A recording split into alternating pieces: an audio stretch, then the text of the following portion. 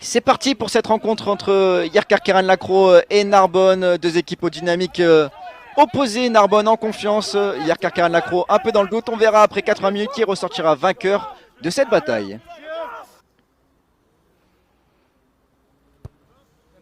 C'est parti pour l'ouvreur de Narbonne. Et ça passe entre les poteaux et l'ouverture du score ici à André Véran. Et c'est Narbonne qui a mieux commencé cette rencontre. 3-0 pour les visiteurs face au rugby club Yerkarkeran-Lacro.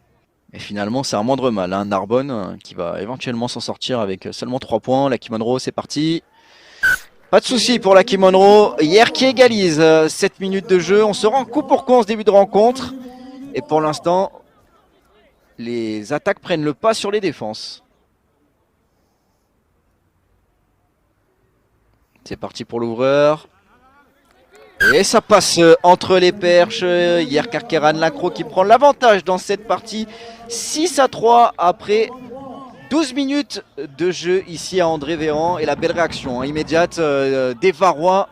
On est déjà à 5 pénalités au cumul. Si on prend les deux équipes, 3 contre Yerkarkeran-Lacro et 2 contre Narbonne. C'est parti pour Chauvet. Pied gauche. Et il est impeccable. L'ouvreur de 22 ans, l'ouvreur du RCHCC. C'est parti pour Lucky Monroe et ça passe entre les perches. Le rugby club Yerkarkeran-Lacro qui reprend l'avantage ici dans son montre d'André Véran. 9-6 après 21 minutes de jeu.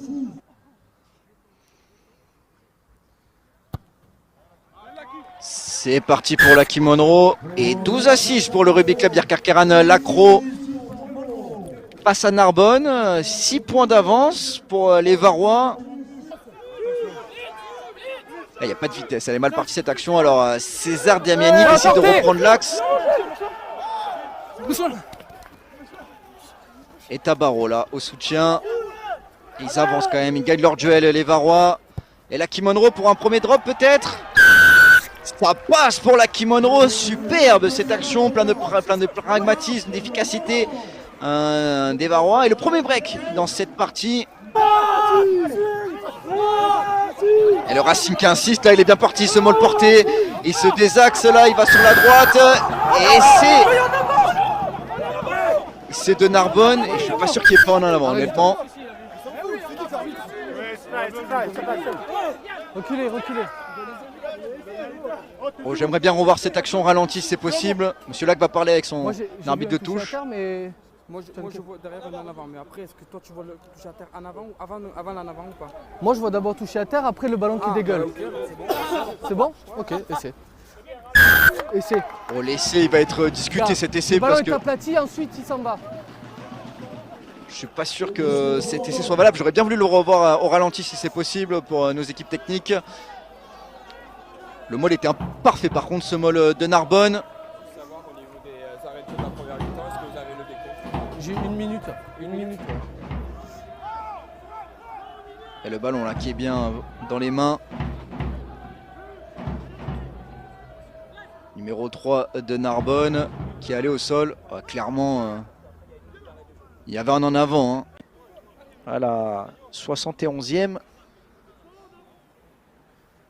Peut remettre Narbonne devant, ce qui serait une première depuis la 4e minute de jeu. L'ailier de Narbonne, c'est parti.